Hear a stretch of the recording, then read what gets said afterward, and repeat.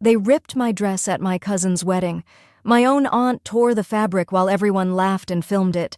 They poured wine on me, pushed me into the cake, and threw me out like garbage. They didn't know my husband owned the venue. What happened next destroyed them completely. Before I tell you this insane story, make sure you're subscribed because this revenge is absolutely brutal and so satisfying. Hit that like button if you love karma stories. Trust me, you need to watch until the very end. The revenge will blow your mind. Now let me tell you how my family's cruelty became their worst nightmare. My name is Grace, and I've been married to Daniel Fletcher for 2 years now.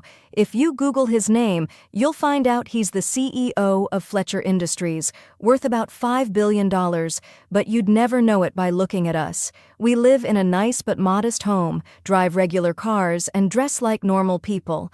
Daniel's the kind of man who wears jeans and t-shirts on weekends and genuinely prefers a home-cooked meal over a 5-star restaurant. That's actually why I fell in love with him. He never needed to prove anything to anyone. My family, the Harpers, had no idea about any of this. They never asked about my life, never cared to know Daniel beyond their first impressions. See, my mother died when I was young, and I was raised by my Aunt Patricia's family. They never let me forget that I was the charity case, the poor relative they had to take in. Growing up, I was always the one wearing hand-me-downs while my cousins got new clothes. I ate after everyone else finished. I was the punchline to their jokes at every family gathering. When I met Daniel at a coffee shop 3 years ago, he was wearing a worn hoodie and reading a paperback novel. He was kind, funny, and treated the barista with respect. We talked for hours. I had no idea who he was, and by the time I found out, I was already in love with the person, not the bank account. We got married in a small ceremony with just a few close friends. I invited my family, but Aunt Patricia said they were too busy to attend a rushed wedding to some nobody. That hurt, but I moved on. Daniel and I built a beautiful life together, quiet and peaceful. But then, 6 weeks ago, I received an invitation to my cousin Sophie's wedding. It was this massive, elaborate affair, society wedding of the year type of thing. Sophie was marrying Christopher, whose family owned a chain of luxury hotels. The invitation was gold embossed and probably cost more than most people's monthly rent. The day after the invitation arrived, my phone rang. It was Sophie herself, and her first words were, "You can come, but don't embarrass us, okay?" I asked her what she meant, and she laughed that fake, tinkling laugh of hers. "You know, Grace, just try to look presentable for once. Christopher's family is very important." Then Aunt Patricia got on the phone. "Grace, darling," she said in that condescending tone I knew so well, "maybe you should go shopping before the wedding. We can't have you showing up in your usual, well, you know." My cousin Brandon texted me later that night, "Can your broke husband even afford a gift?" followed by crying, laughing emojis. My other cousin Jessica called offering to lend me a dress because she knew money was tight. I sat there looking at these messages, feeling that old familiar shame creeping in. But then Daniel came home and found me upset. I told him everything, not just about the invitation, but about years of this treatment. The comments, the jokes, the way they always made me feel small. Daniel listened, his jaw getting tighter with every word. When I finished, he was quiet for a moment. Then he said, "Let's go to this wedding. Let's be ourselves and see how they treat you. But Grace, I'm bringing security, just in case." I decided to do something bold. I wanted to test them, to see if maybe, just maybe, they'd treat me with basic human decency, regardless of how I looked. I went to the mall and bought a simple white dress for $30. It was pretty but plain, nothing fancy. My real designer gown, a stunning piece worth $50,000 that Daniel had surprised me with for our anniversary, stayed in the trunk of our car. We prepared a wedding gift, too, a modest-looking envelope. Inside was a check for $1 million. Daniel also did something I didn't know about at the time. He contacted his security team and his lawyer, telling them to be on standby. The day of the wedding arrived, and my stomach was in knots. We drove to the venue in our regular sedan, not the Bentley or the Rolls-Royce we owned. I wore my simple white dress and minimal makeup. Daniel wore a nice but unremarkable suit. As we pulled up to the massive estate where the wedding was being held, I could see the parking lot full of luxury vehicles. My hands were shaking. The moment we walked in, I knew it was going to be bad. Sophie spotted us immediately, and her face went through about 5 different expressions before settling on horrified shock. "Oh my God," she said loudly enough for nearby guests to hear. "Is that from Walmart?"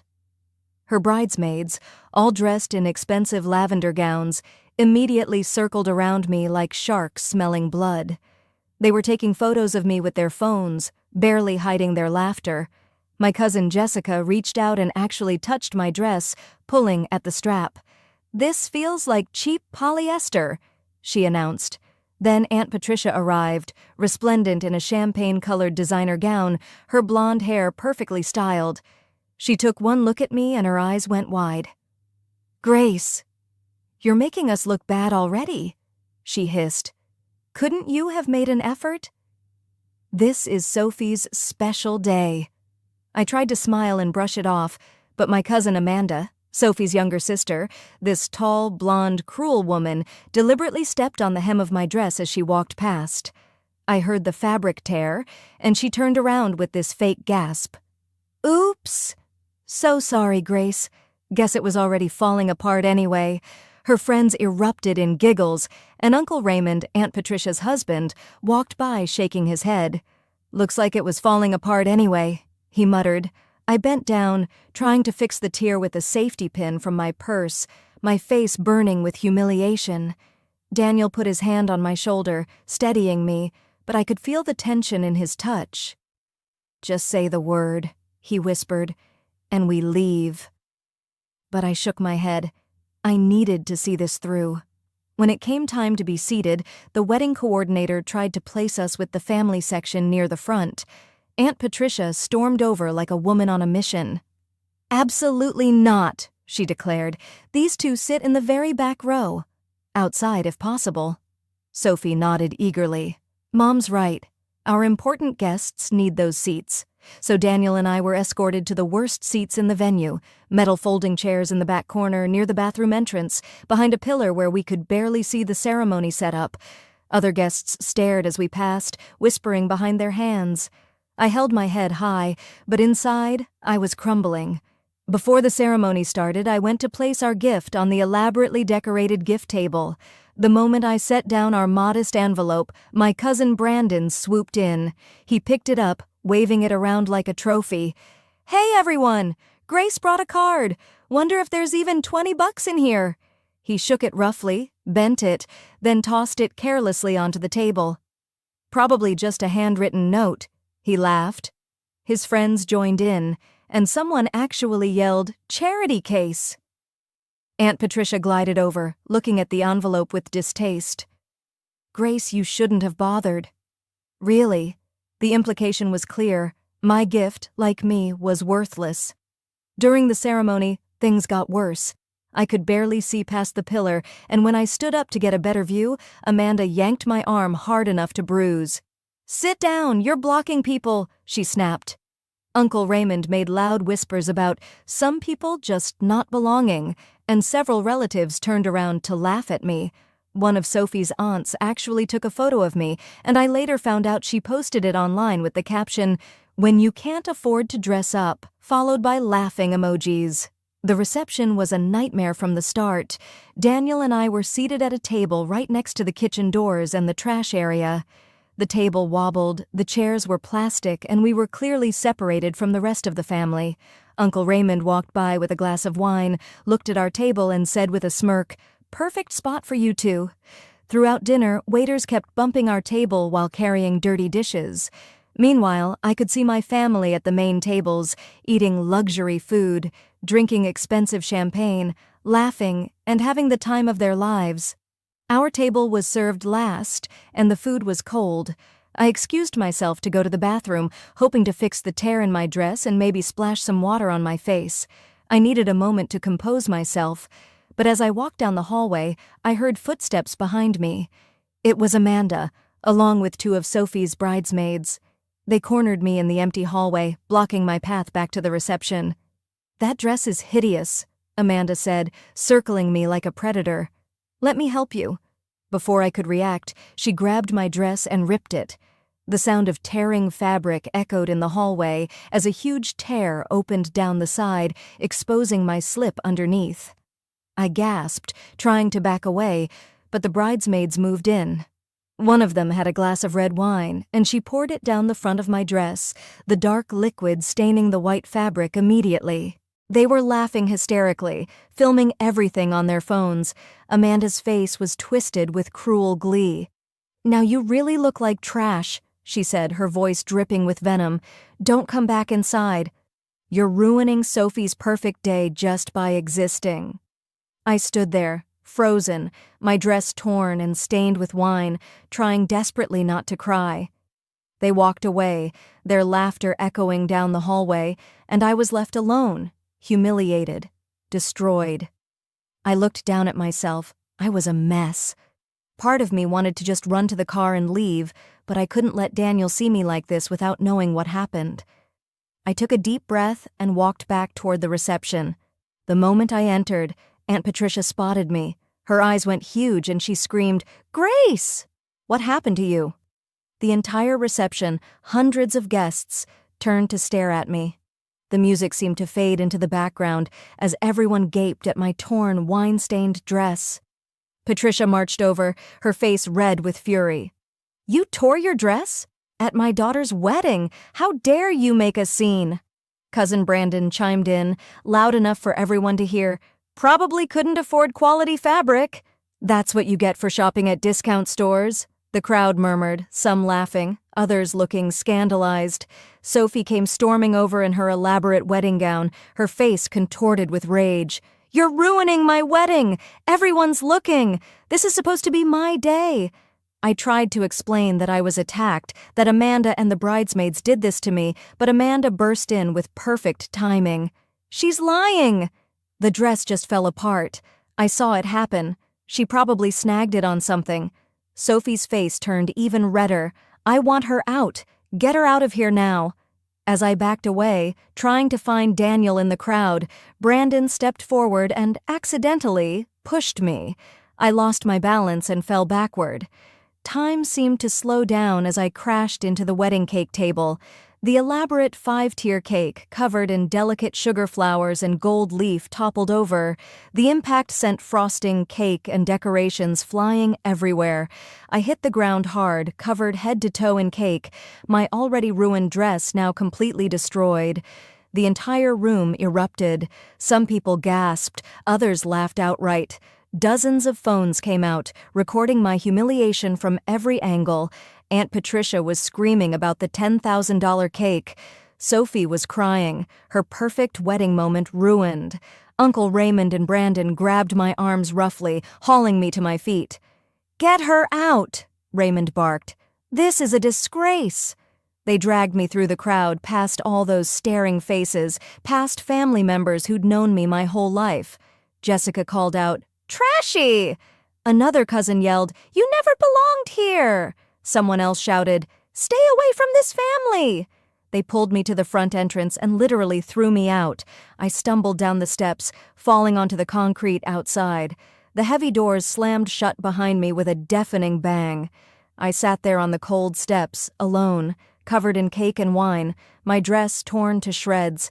I was crying now, really crying, all the years of humiliation and pain pouring out of me. These were the people who raised me. This was my family.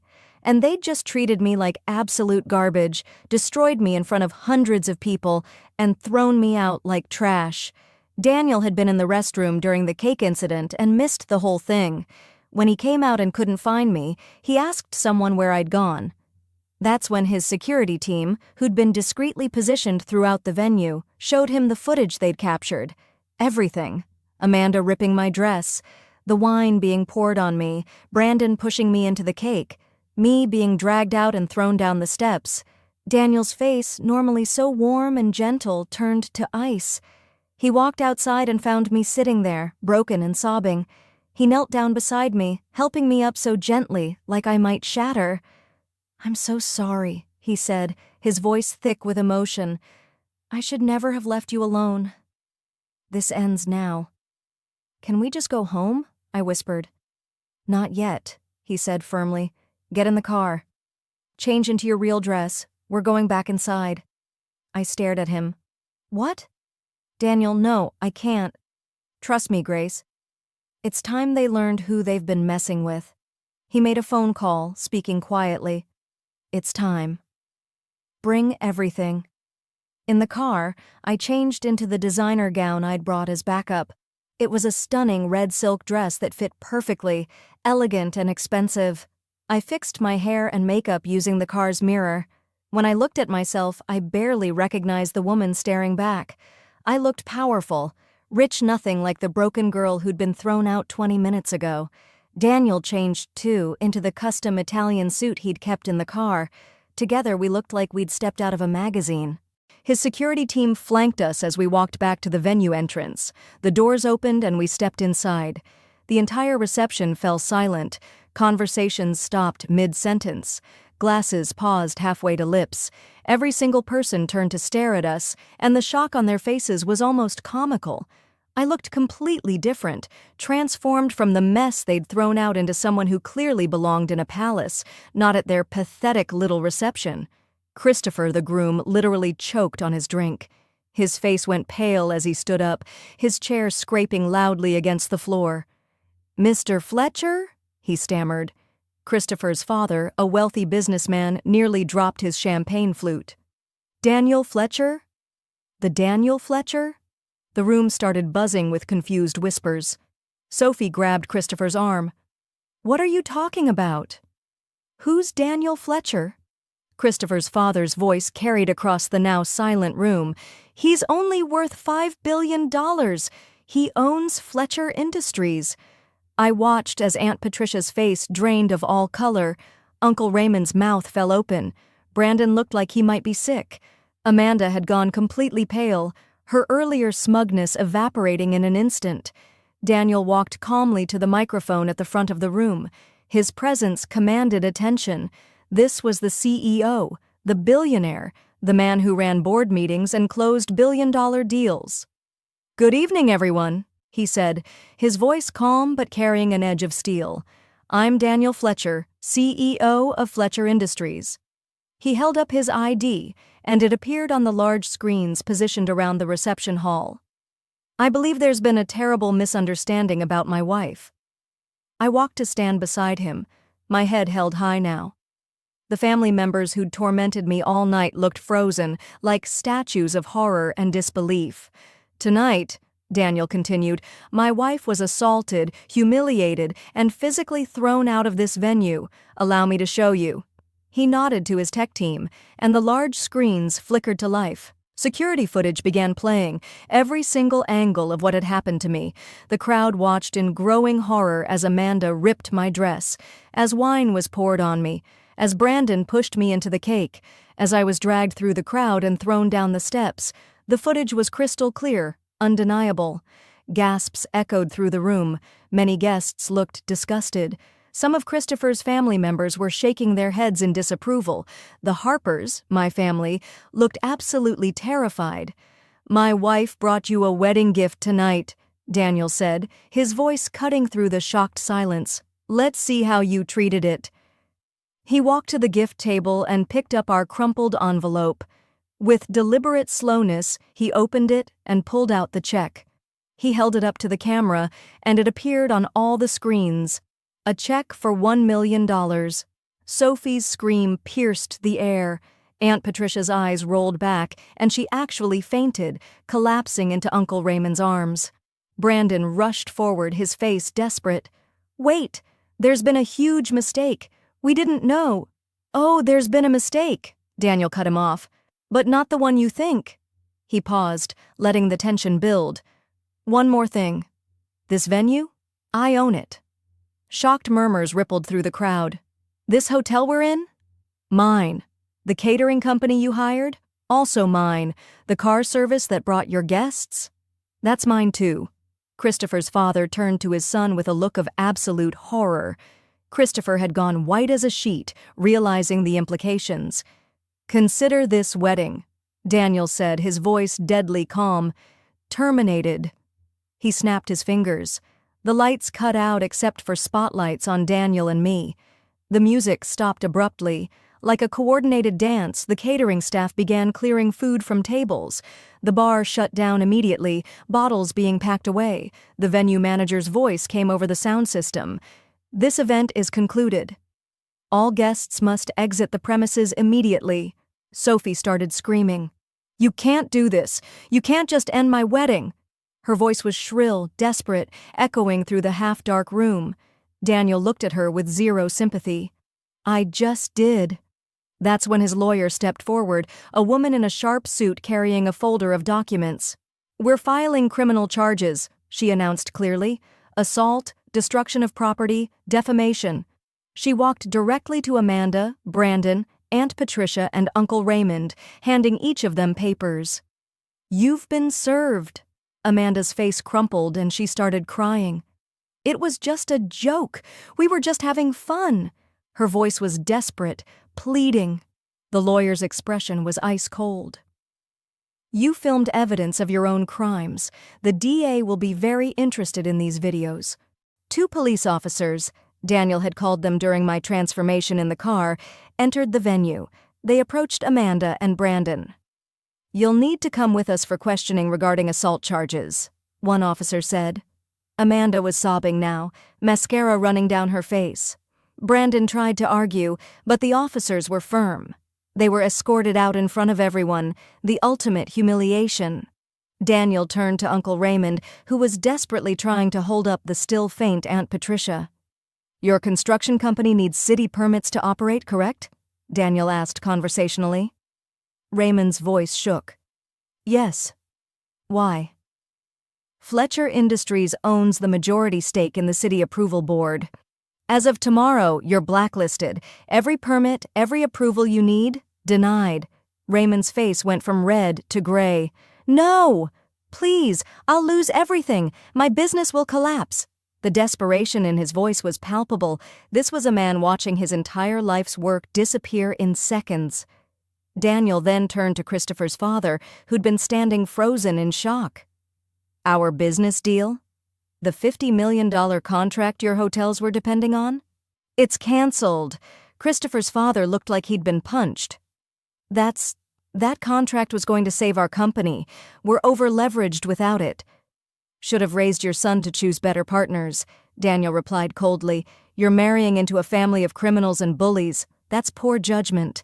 Sophie, her wedding dress now seeming ridiculous in the harsh spotlight, fell to her knees. "Our honeymoon," she wailed suddenly. "What about our honeymoon?" Daniel smiled, but it wasn't a kind smile. "Your honeymoon to the Maldives? I own that resort chain. Your reservation is canceled. You're permanently banned from every property I own. That's about 47 hotels worldwide, by the way." Sophie collapsed completely, sobbing into her hands. Her perfect wedding, her perfect life, demolished in minutes. "The photos and videos of tonight?" Daniel continued. "My team has already released them to social media. You're trending." He showed his phone screen, and I could see #GraceRevenge was indeed trending on multiple platforms. The footage of my humiliation, followed by the revelation and shutdown, was going viral in real time. Aunt Patricia had finally regained consciousness. She looked around at the chaos, the darkened venue, the departing guests, her daughter sobbing on the floor, her son being led away by police, her husband facing financial ruin. "Our reputation," she whispered, "our family, destroyed." "Just like you destroyed my wife," Daniel said simply. I finally stepped forward to the microphone. My voice was steady now, strong. All those years of being made to feel small, and now I was standing tall. "I came here tonight wanting to reconnect with family," I said, looking at each of them. "I would have helped all of you, paid off houses, invested in businesses, funded educations. I have more money than I could spend in 10 lifetimes, and I would have shared it, but you showed me exactly who you are." I pointed at Amanda and Brandon being held by the officers.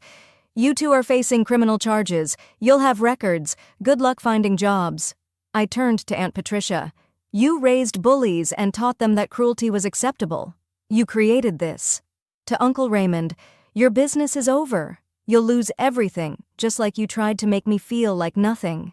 To Sophie, "Your wedding day will definitely be remembered, just not how you imagined. You'll be known forever as the bride whose wedding was shut down." I took a deep breath, feeling years of pain and humiliation finally lifting off my shoulders. "I'm done with all of you. Don't call me, don't text me, don't show up at my home. As far as I'm concerned, I have no family here." Daniel took my hand, and together we walked toward the exit. Behind us, chaos erupted. Aunt Patricia was crying, crawling after us on her knees. "Grace, please, I raised you. You can't do this." Her voice was desperate, broken. I stopped and turned to look at her one last time. "No," I said quietly, "you didn't raise me. You tortured me." Then Daniel and I continued walking. Uncle Raymond was shouting about his business, begging for mercy. Sophie was screaming about her ruined wedding. Brandon was calling my name from where the police held him. Their voices faded as we exited into the cool night air. A Rolls-Royce was waiting for us, our actual car, which Daniel had arranged to be brought over. As we drove away, I looked back one last time at the venue, at my family collapsed in the parking lot, destroyed by their own cruelty. I didn't feel happy, exactly, but I felt free. The next week was insane. Uncle Raymond's construction company filed for bankruptcy within 5 days. Without permits and with Daniel's influence, they couldn't operate. He lost everything. His business, his house, his cars. Amanda and Brandon were formally charged with assault.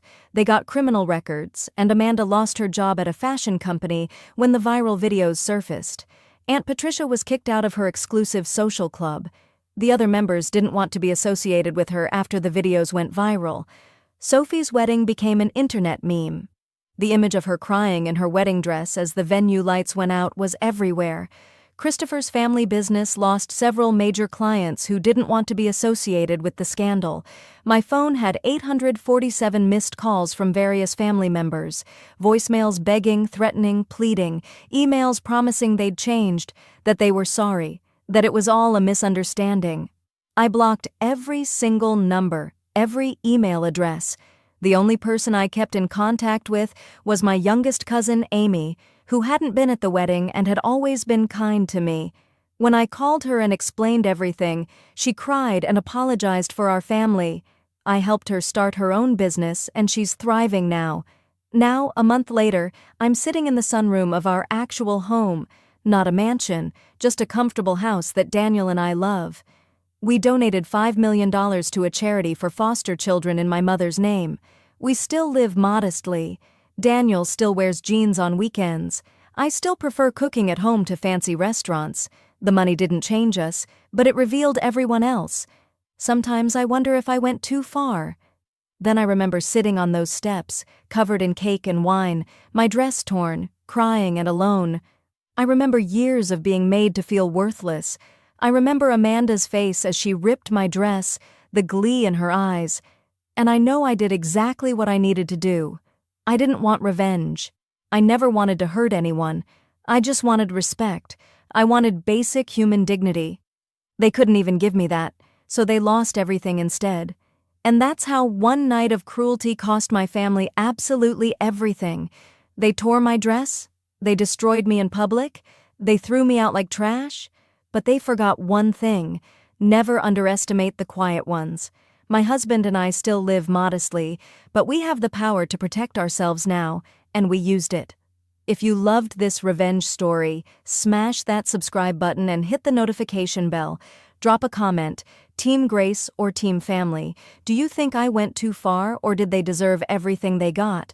Check out the next video for another wild story of karma. Remember, treat people with kindness. You never know who you're messing with. Thanks for watching, and I'll see you in the next one.